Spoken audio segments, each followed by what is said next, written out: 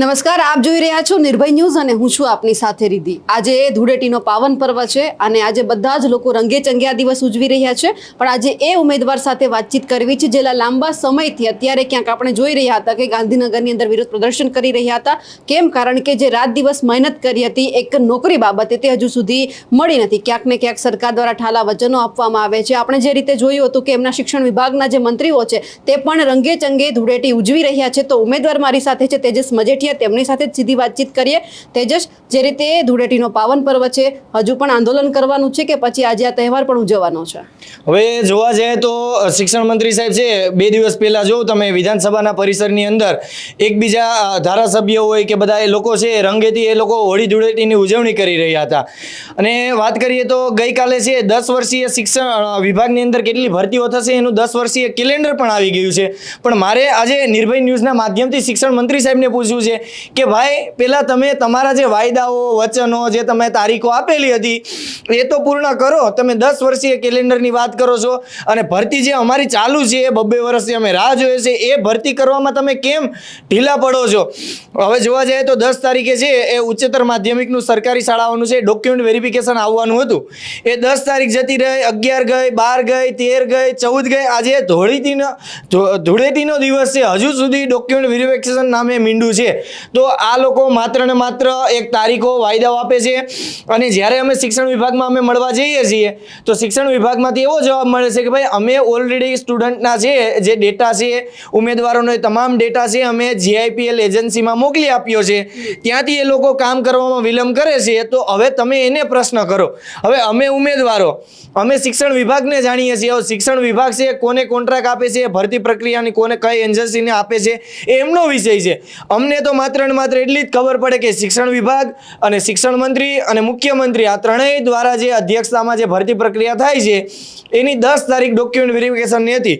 જોવા જઈએ આપણે તો 10, 15, 25 અને 30 આ મહિનાની આ 4 તારીખ આપી। એમાં સરકારી 11-12, સરકારી 9-10, ગ્રાન્ટેડ 11-12 ને ગ્રાન્ટેડ 9-10 આ તારીખોમાં એ લોકો ડોક્યુમેન્ટ વેરિફિકેશન કરવાના હતા, પરંતુ 10 તારીખ પણ જતી રહી, માથે 5 દિવસ પણ જતા રહ્યા, હજુ એ થયું નથી।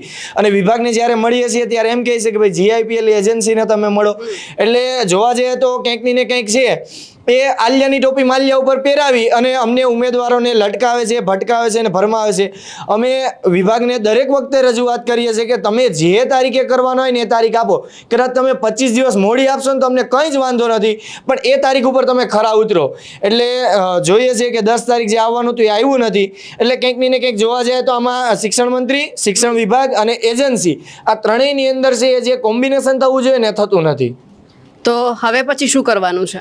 હવે પછી તો બસ આ જોવા જાય તો આ લોકો અમારી યાર કલર જ કરે છે।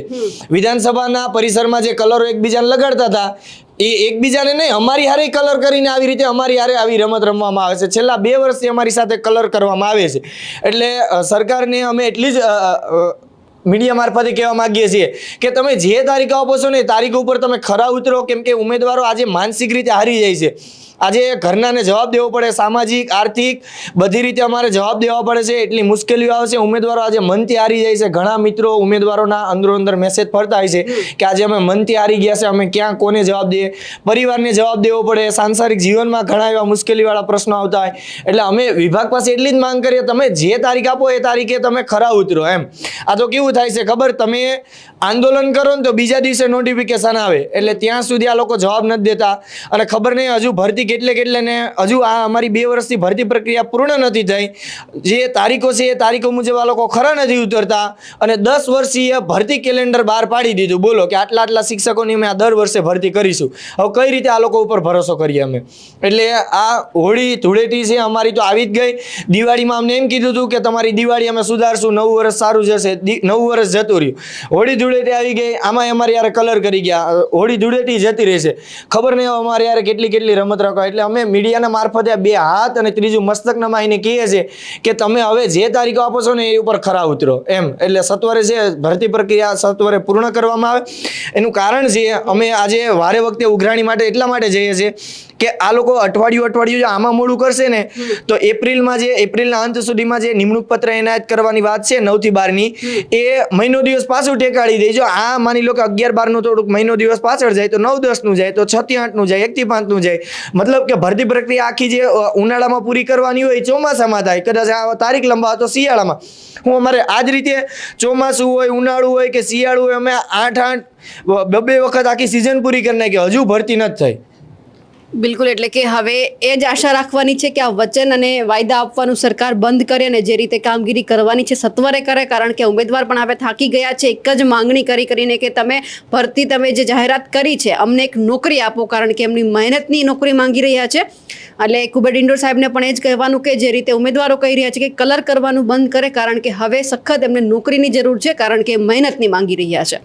અમારા અહેવાલને લઈને આપનું શું કહેવું છે કમેન્ટ કરીને ચોક્કસથી જણાવજો.